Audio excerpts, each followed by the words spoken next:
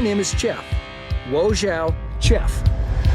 You gotta understand this place in terms of a battleground. No matter how peaceful it might seem, there's always a war being fought beneath the surface. If we find water, we could leave Mars.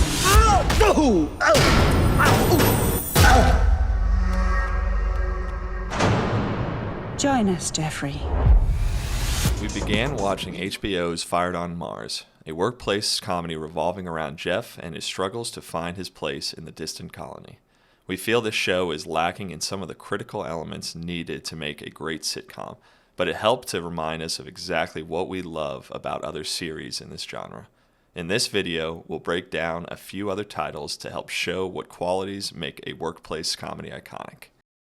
The first and most important part of a workplace comedy is the characters. Most stories employ a multitude of consistent characters so that the audiences can identify with at least one.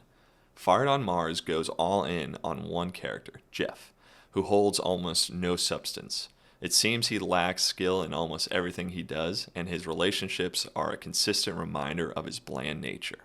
He gets bullied and pushed around at every turn, and no one seems to respect him.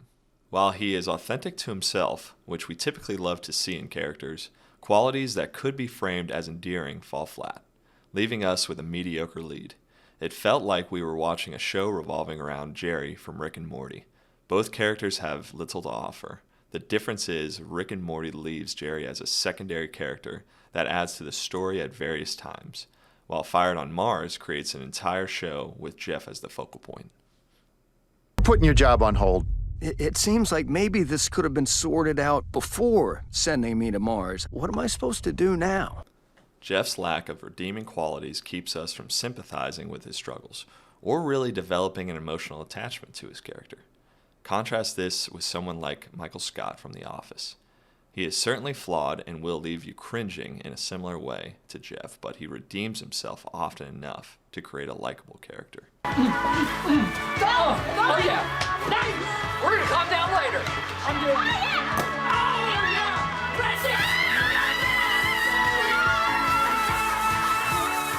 Fired on Mars also lacks the development of any meaningful characters outside of Jeff. Jax showed tons of potential early on. Unfortunately, he only appears sporadically throughout the season. With The Office, there are tons of meaningful characters, each with their own quirks and personalities. Hey, can one of you tell Stanley that I have asthma? Because I don't.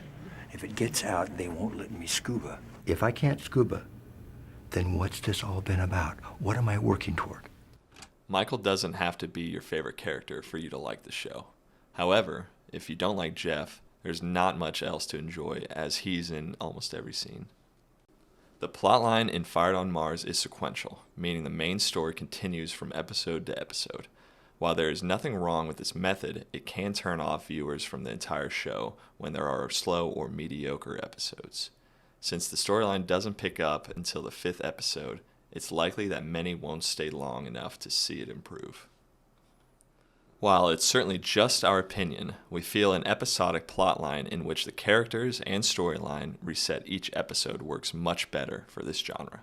Comedy works best when it's unpredictable. We prefer when each episode follows its own plotline, allowing the writers the greatest amount of creative freedom. Inside Job is a perfect example of this.